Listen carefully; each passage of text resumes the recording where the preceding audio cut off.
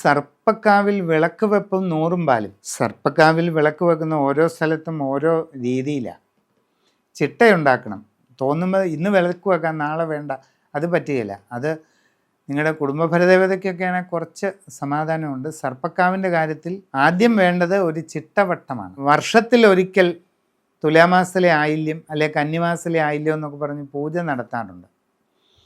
വർഷത്തിലൊരിക്കൽ പൂജ അല്ലെങ്കിൽ വർഷത്തിലൊരിക്കൽ വിളക്ക് വെപ്പ് എന്നൊക്കെ പറഞ്ഞ് ചിട്ടവട്ടങ്ങളുണ്ട്.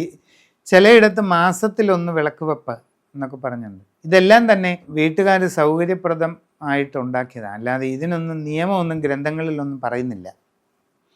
സർപ്പത്തിന് വർഷത്തിലൊരിക്കലേ പൂജ നടത്താൻ പാടുള്ളൂ എന്നൊരു നിയമവുമില്ല.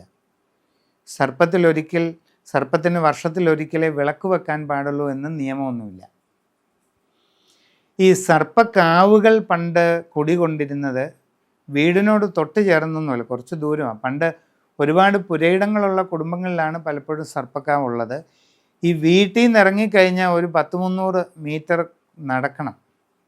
അവിടെയാണ് സർപ്പക്കാവ്, കാട് പിടിച്ച്. പുരുഷന്മാർ വേണം കൂടുതലും വിളക്ക് വെക്കാൻ. പ്രായം ചെന്ന സ്ത്രീകളും വിളക്ക് വെക്കാറുണ്ട്. അപ്പോൾ ഈ നിത്യവും വിളക്ക് വെക്കുന്നത് ഒരു ബുദ്ധിമുട്ടെന്ന് ഞാൻ പറയുന്നില്ല, പക്ഷേ പലർക്കും അത് വിഷമമാണ്, ഇത്രയും ദൂരെ പോയി. അപ്പം അതിനുള്ള അസൗകര്യം കണക്കിലെടുത്തിട്ട് ഞാൻ വർഷത്തിലൊരിക്കൽ വിളക്ക് വെച്ചു കൊള്ളാം അല്ലെങ്കിൽ മാസത്തിലൊരിക്കൽ വിളക്ക് വെച്ചു കൊള്ളാം എന്ന സങ്കല്പം ചൊല്ലി അങ്ങനെ ആക്കിയിരിക്കുകയാണ്. പ്രതിഷ്ഠാ സമയത്ത് മാസത്തിലൊന്ന് വിളക്ക് വെച്ചു കൊള്ളാം, അല്ലെ വർഷത്തിലൊന്ന് വിളക്ക് വെച്ചു കൊള്ളാം, വർഷത്തിലൊന്ന് പൂജ നടത്തിക്കൊള്ളാം എന്നൊക്കെ പറഞ്ഞ് ഒരു ചിട്ട സൃഷ്ടിച്ചിരിക്കുക. എങ്ങനെ വേണമെങ്കിലും ആകാം. അത് തന്നെ പിന്തുടർന്നുകൊള്ളണമെന്നൊരു നിയമവുമില്ല. ഒന്ന് അനുജ്ഞ വാങ്ങിച്ച ഒരു ചിട്ടയുണ്ടാക്കണം.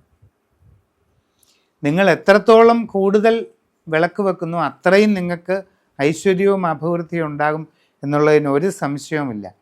അപ്പം വർഷത്തിലൊന്നേ വിളക്ക് വെക്കുന്നുള്ളൂ, പൂജയുള്ളൂ എന്നുള്ള ചിട്ട മാറ്റണമെന്ന് നിങ്ങൾക്ക് ആവശ്യമുണ്ടെങ്കിൽ ഒരു നല്ല ആചാര്യൻ്റെ കാർമ്മികത്വത്തിൽ അത് ചെയ്യുക.